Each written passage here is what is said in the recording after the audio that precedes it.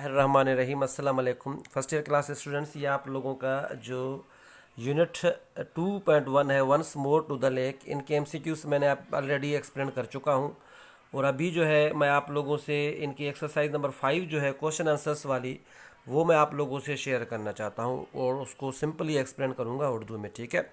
तो आपको याद रहे कि आप लोग जो हैं बोर्ड के पेपर में एमसीक्यूज और क्वेश्चन आंसर्स आएंगे, बस ये एमसीक्यूज और क्वेश्चन आंसर्स की तैयारी करें आप, ठीक है। तो let's start simple simple.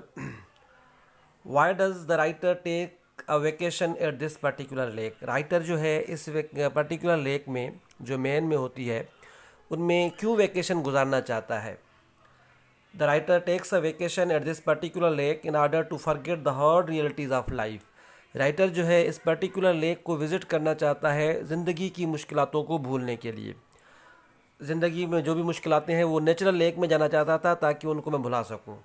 The calmness of the natural lake provides him comfort. जो कुदरती झील थी उनकी जो खामोशी थी उनको सुकून पहुंचाती थी।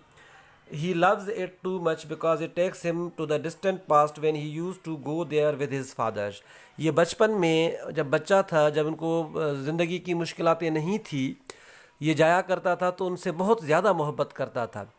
तो इसलिए अभी इनसे ज़्यादा मतलब वो ज़्यादा इन्जॉय करता था, तो इसलिए पास्ट की मेमोरीज़ को याद करके ये इस झील को से मोहब्बत करता है, यह इस झील में जाना पसंद करता है। With the help of it he tries to escape the mortality.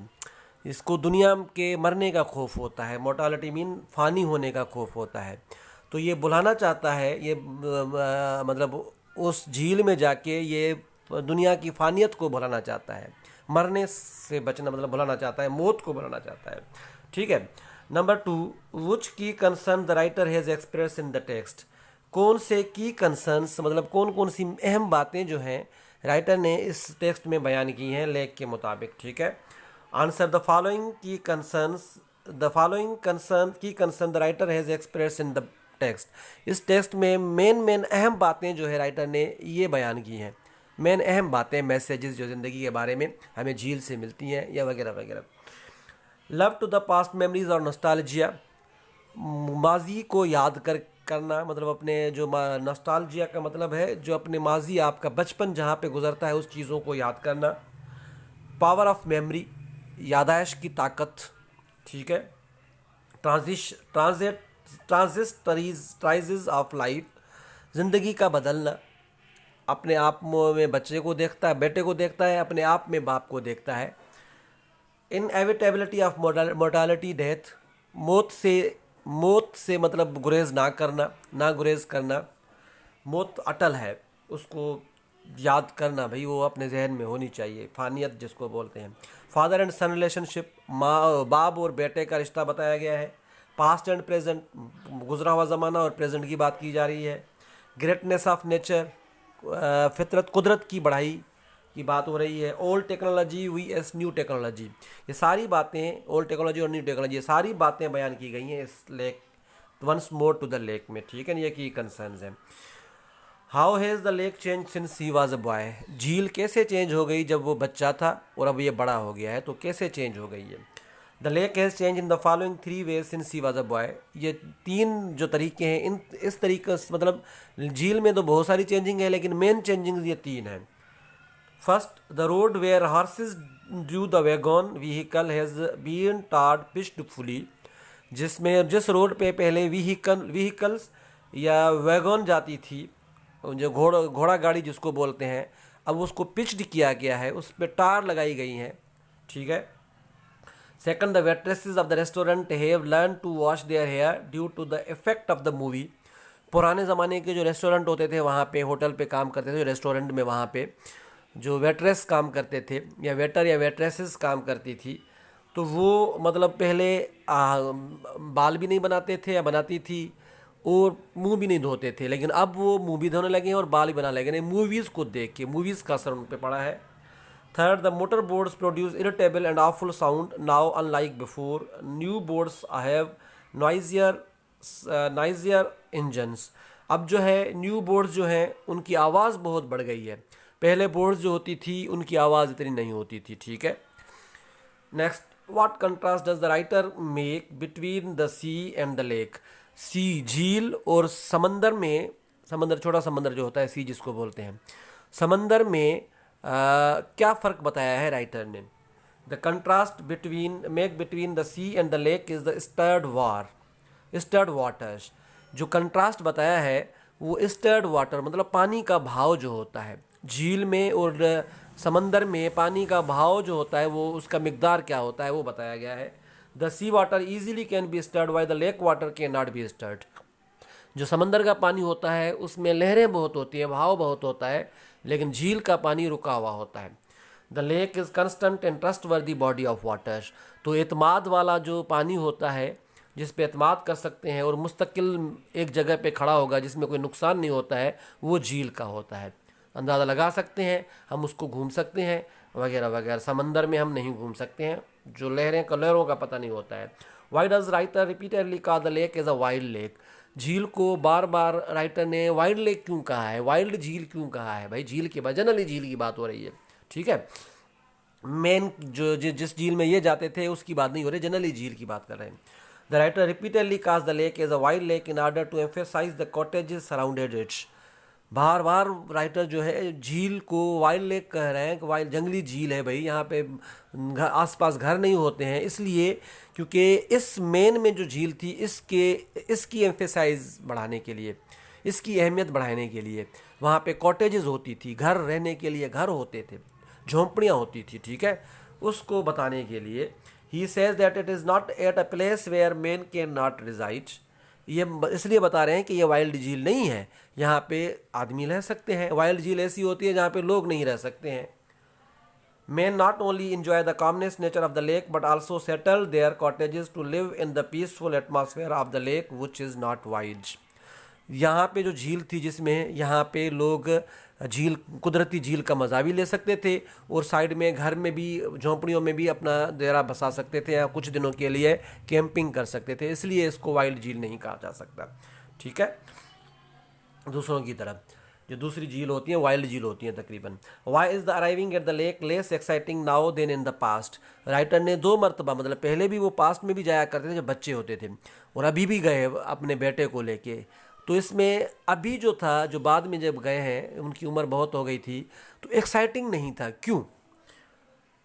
It was less exciting for the poet to revisit the lake accompanied with his son. अब ये कम एक्साइटिंग था, कम जोश जज्बा था राइटर में जब वो दूसरी मरतबा जाता है अपने बेटे के साथ। This time he was not as much enthused as before due to the age difference. इस मरतबा एज डिफरेंस की वजह से, पहले वो बच्चा होता था, एनर्जी उसमें बड़ी होती थी, अब वो बूढ़ा हो चुका है, उतना एंथ्यूज नहीं है उसमें। Next, the artificiality and noise pollution has also spoiled the natural beauty of the lake. दूसरा रीज़न ये है कि भाई लेक से एक्साइटेड क्यों थे, क्योंकि वहाँ पे आर्टिफिशियलिटी बहुत आ गई थी, कुदरती चीज़ों की कमी आ गई थी, हर चीज़ में आर्टिफिशियलिटी आ गई थी जिसमें मज़ा नहीं था वो, ठीक है, जो झील की कुदरती को नुकसान पहुँचाया था, खूबसूरती को नुकसान पहुँचाया था। It was no more as peaceful as it was before. अब वो इतनी खामोश झील नहीं है जो पहले हुआ करती थी। Number 7, how are the boat motors difference in the present scenario? मौजूदा दौर में बोट मोटर्स जो हैं वो डिफरेंस क्यों हैं? In the present scenario the motor boats produce irritable and awful sound now unlike before. अब जो है साउंड की वजह से अभी नई बोट्स जो है उनमें साउंड बहुत है, पुरानी बोट्स में इतना साउंड नहीं होता था। Now new boats have noisier engines, बहुत तेज़ आवाज़ वाली इंजन्स है उसमें। In the former days motors were also indoors but now they were outdoors by the campers. पहले क्या होते थे, मोटर्स इंडोर में लगाए जाते थे, घर के अंदर लगाए जाते थे, इतनी बाहर आवाज़ नहीं होती थी। अब हर जगह पे लगाए गए हैं तो बाहर भी लगाए जाते हैं, तो इसलिए मोटर्स में आवाज़ बहुत आती है, ठीक है। तो नॉइस की वजह से जो डिफरेंस है, ठीक है। नंबर 8 तो नंबर 8 है, the writer calls the lake as a holy spot, how does he further develop this idea? Writer जो है लेक को, झील को एक पाक जगह कह रहे हैं और इसको कैसे एक्सप्लेन किया है, प्रूव किया? The essayist describes the lake as a holy spot because it provides him solace and और पीस। इसको पाक जगह बोलता है राइटर क्योंकि उनको तसल्ली बख्शती है, तसल्ली देती है और अमन फराहम करती है। He further develops it by explaining it more that it makes him forget the worldly worries and takes him to his beautiful past. ये इसलिए उनको भी डेवलप एक्सप्लेन करता है कि भाई होली स्पॉट इसलिए भी है कि जो दुनिया की परेशानियां हैं वो ख़त्म हो जाती हैं यहाँ पे जाने के लिए जाने से, और गुजरा हुआ ज़माना याद आ जाता है। ये बहुत खूबसूरत ज़माना होता है बचपन वाला। It reminds him of his beautiful childhood, इनको बचपन याद दिला देता है। इट जो झील जो है इनको बचपन याद दिला देती है। It helps him to forget his mortality, और इसकी फ़ानियत जो है, इसका जो इस टेम्पररी जो मतलब मौत जो है उनसे दूर मतलब दूर कर देता है। वो आइडिया ही दिमाग से ख़त्म हो जाता है झील की वजह से। What kind of sensation persisted and grew in the mind of the writer, कौन से दिमाग मतलब राइटर के दिमाग में कौन सी सनसनीखेज मतलब फैलते हैं जब वो तजस्सुस फैलता है जब वो झील को देखता है। While spending time at the lake the essayist feels dual existence of himself, जब वो झील में होता है तो राइटर जो है एसेस्ट जो है वो दो मतलब अपने आप में दो जिंदगियां मतलब देखता है। एक memories of the past haunt him, अब इसको अपना माजी बहुत याद आता है। He find himself in his son and himself as his father, ये अपने आप में अपने आप को बेटा समझता है, या अपने बेटे में अपने आप को देखता है और अपने आप में अपने अब्बू को देखता है। मतलब दोनों, ये अपने आप बाप में भी समा जाता है, बेटे में भी समा जाता है। He is at the same time his father in imagination and his son's father in reality. अब इमेजिनेशन तासुरात में ये समझता है कि मैं जो अब्बू के साथ जाता था और अब्बू मुझसे कैसे ट्रीट करता था, मैं भी अपने बेटे से ऐसे ट्रीट कर रहा हूँ, और अपने बेटे में खुद को समा जाता था। मतलब कहता था कि मैं जब बच्चा होता था मुझसे अब्बू कैसे ट्रीट करता था, मतलब अपने बेटे में भी खुद को देखता था और अपने आप में अपना बाप को देखता था वो। Such creepy sensation persisted him and grew in the mind of the writer, ऐसी सनसनीखेज जो इनकी तजस्सुस था ये अपने माइंड में रखता था इसका लिए, और भी बढ़ता जाता था। ठीक है, next question, what is the central idea central idea of the text. Last question है, दस मेन आइडिया क्या है, इसका मकसद क्या है इस टेक्स्ट का। The central idea of the text that writer wants to show the relationship between right and insight, observation and speculation through reminiscences of his boyhood summer. इसका सेंट्रल आइडिया ये है कि राइटर बताना चाहता है कि रिश्ता क्या है ज़ाहरी दुनिया का और अंदर वाली दुनिया का। साइट मतलब ज़ाहरी और अंदर वाली दुनिया का, और ऑब्जर्वेशन और उसको ऑब्जर्व करना, मुशाहिदे करने का, और इस सोच का रिश्ता क्या है आपस में। जब ये बच्चा होता था उसके बारे में सोचता था और उसको ऑब्जर्व करता था। Specially in this essay the writer displace the power of memory and the utmost fear of mortality. खसूसन जो है राइटर इसमें शो करता है ताकत, यादाश्त की ताकत, और जो है अटमोस्ट फियर और खौफ, मरने का खौफ जो होता है। तो ये 10 क्वेश्चन आंसर्स हैं। आप लोग क्वेश्चन आंसर्स याद करें बोर्ड के पेपर के लिए, और क्वेश्चन आंसर्स मेरी एक बात याद रखिएगा, न्यू बुक है तो इस बुक में से ही क्वेश्चन आंसर्स के बोर्ड के पेपर में बुक में से ही क्वेश्चन आंसर्स होंगे और कुछ भी नहीं होंगे, दूसरे क्वेश्चन आंसर्स याद करने की ज़रूरत नहीं है। तो MCQs एंड क्वेश्चन आंसर्स आप लोग याद करें। बेस्ट ऑफ लक, अल्लाह हाफिज़।